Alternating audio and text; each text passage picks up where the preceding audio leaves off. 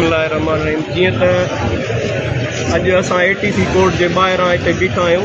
हाजी महरो ख़ान कलोड़ो वकील 100 गुनाह नंबर 172 में जेको आहे सो वकील आहियां। जवाबदार इमरान जोयो, समद भट्टी, अकरम भट्टी ऐं सजाद अली खोखर जो। उन्हनि खे 172 क्राइम में ATC दहशतगर्दी कोर्ट जेको आहे सो ज़ामिन ॾिनो हुयो। उन खां पोइ अॼु वरी असां ज़ामिन जे कंफर्मेशन लाइ हिते आयल हुआसीं त बाए कंसेंट सां। उन में 17 तारीख़ जेको आहे सो जज साहब रखी, 17 तारीख़ जज साहब जेको आहे सो उन में रखी। उन्हनि में 172 क्राइम खां सवाइ हिननि जवाबदारनि ते को बि जेको आहे सो को गुनाह नंबर या को बि FIR का बि रजिस्टर कान्हे का हिन वक़्त ताईं का बि। उन जॾहिं त मुंहिंजे मौजूदगीअ में मूंसां गॾु हुया हिते, असां हितां निकितासीं ऐं असां वकीलनि खां जेको आहे खपे असां वकीलनि खे थेला ॾेई ऐं हितां उन्हनि चइनि जवाबदारनि खे खणी विया आहिनि। जज लाइ मूं पाण जज साहब खे CCTV जे लाइ जवाबदार हिननि खया आहिनि। 172 खां सवाइ हिननि जो कंहिं में बि नालो कोन्हे को। उन जे लाइ जेको आहे सो ही गैर क़ानूनी जेको आहे सो अमल आहे पुलिस जो ऐं उन सचे इन एक्ट खे असां कंडम कयूं था ऐं असां चऊं था जेको बि कमु थिए एज़ पर लॉ थिए। ऐं मां अहिड़ी एप्लीकेशन स्टेटमेंट ATC स्पेशल जज साहब वटि हींअर ॾिनी आहे। उन चयो त मां CCTV कढायां थो।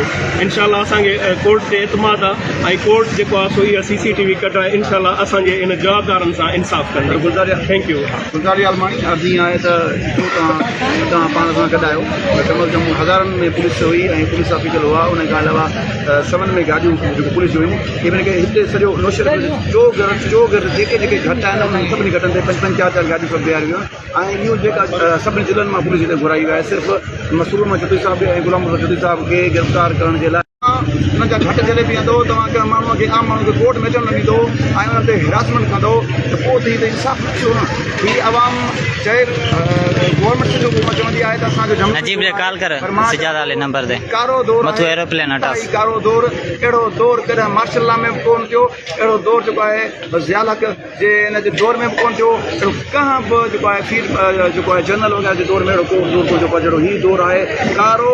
ऐं असां हिन दौर खे जेको आहे हिन दौर खे इंतिहाई कारे मां कारो दौर नजीब रे कॉल कर जदीदी दौर अथसि। मेरे कॉल पे करें 0304 लिख नंबर। अगरि माण्हू सां FIR थिए पई थी उहो माण्हू पंहिंजी जेको आहे असांजे बचा ज़ामिन खे गिरफ़्तार कयो थो।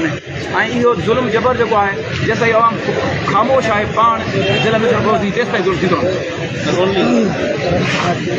मां मथे लॉ इन्फोर्सिंग अथॉरिटीज़ खे ऐं जेके असांजी जेको आहे सो स्टेट सां या पुलिस डिपार्टमेंट जी जेका हाई ऑफिशियल अथॉरिटीज़ आहिनि उन्हनि खां मां हिकिड़ो ई पंहिंजो ओपिनियन पर्सनल ॾियां थो त उहो असां एडवोकेट आहियूं। असांजो ही प्रोफेशनल आहे, कंहिंसां बि असांजी पर्सनल न आहे। हीउ असांजो प्रोफेशनल आहे। असां वटि जेको आहे सो भाॻियो बि अचे थो, चोर बि अचे थो। असां उनजी जेको आहे एज़ पर लॉ पाकिस्तान जी कॉन्स्टिट्यूशन आइन मुताबिक़ असां ॿिन्ही जा वकील थियूं था, भाॻे जा बि थियूं था, चोर जा वकील बि थियूं था।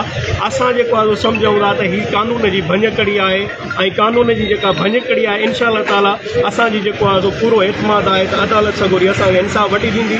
उनजे लाइ असांखे का 22 AB पिटीशन या का दाख़िल करणी पई अकॉर्डिंग टू लॉ त इनशा असां उहा कंदासीं। बाक़ी असांजी कंहिंसां ज़ातियात कान्हे, का ज़ातियात कान्हे। असांजो पंहिंजो प्रोफेशन आहे। मां अकॉर्डिंग टू लॉ ॻाल्हायां थो, क़ानूनी तौर ते मां हुनखे कंडम कयां थो। ॿियो मुंहिंजी का जेको आहे सो का पर्सनल गर्ज कान्हे, का को बि कोन्हे को, पर मां क़ानूनी तौर ते इन शइ खे कंडम कयां थो। ऐं असां इन जे लाइ जेको इंसाफ़ वठण जे लाइ दरवाज़ो खड़काईंदासीं, मथे ताईं खड़काईंदासीं इनशा असां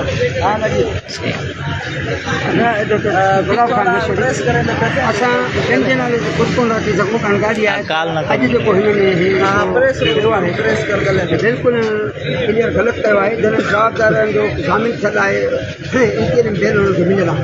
उन खां पोइ जवाबदारनि जी अंदरमियानी जी तारीख़ थी आहे। तारीख़ खां पोइ ॿाहिरि निकिरण जो पुलिस खाते ॾिनी आहे। कंहिंखे चवंदा लाज़मी आहे माना SP साहब आहे, DIG साहब आहे, पर हिन पुलिस खयो आहे। हाणे असां SP साहब मौजूद हुयो उन मुताबिक़ चावण में उन्हनि सां गॾु आहे साईं मेरो ख़ान कलोड़ो ॿिया वकील उन्हनि सां गॾु आहे। उन्हनि खे धिका थेला ॾेई उन जे लाइ असांखे इहो तमामु घणो अफ़सोस थियो त भई तव्हां वकील त जवाबदार जो वकील थी सघे थो, वरी आज़ादी जो बि वकील थी सघे थो।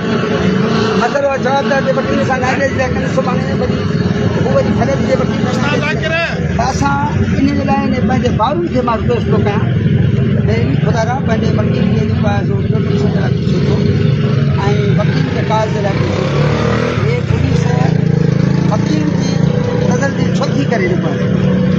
उन्हनि सां नाजाइज़ी छो भई जन तारीख़ थी आहे उन दौरान जेको केस कोन्हे वकील साहिब सां गॾा वकील साहिब ॻाल्हाए थो उनखे धिकाई थियल हुजे असांखे धमकी थो त मिले इन लाइ असां ख़ासि करे ॿियनि ॿारनि खे चऊं था पर असां मोरे ॿार खे चऊं था त ख़ुदा कुझु गैरत कयो असांजे मोरे ॿार खे जेको आहे वकील सां जिन्हनि बदतमीज़ी कई आहे पुलिस वारनि त भला ॿियूं ॿारूं नथियूं कनि त ख़ुदा तव्हां असांजे मोरे ॿार जा जेके आहियो तव्हां त जेको आहे सियासी हिसाब किताब न हलायो ऐं तव्हां त जेको आहे मगारूं न भो हुकूमत जूं मगारूं न भो तव्हां त ख़ुदा असां जेके तव्हांखे तव्हां वोट ॾेई पंहिंजे ॿार जो प्रेसिडेंट कयो आहे जनरल सेक्रेटरी कयो आहे ख़ुदा तव्हां त का गैरत कयो साईं मेरो ख़ान कलोड़ो सुठी शयुनि सां वाबस्तो आहे ऐं साईं मेरो ख़ान जो तमामु सुठो ऐं हिकिड़ो सीनियर वकील आहे अॼु उन खे जेको आहे पुलिस धिकाई थियल ॾिना आहिनि मां त चवां थी छा असांजा मोरे ॿार जा वाइस प्रेसिडेंट जनरल सेक्रेटरी ॿार जा उहिदेदार छा हिन खां पोइ बि असांजे वकील जे लाइ छा कंदा असां उनखे इहा रिक्वेस्ट था कयूं जॾहिं ख़ुदा ॿार वारा तव्हां कुझु जेको आहे तंक़ीद कयो ऐं कुझु अॻिते अचो ऐं वकीलनि जी हिफ़ाज़त करायो वकील सां जेको आहे नाजाइज़ी छो थी थिए इहो ई आहे मोरे ॿार वारनि जे लाइ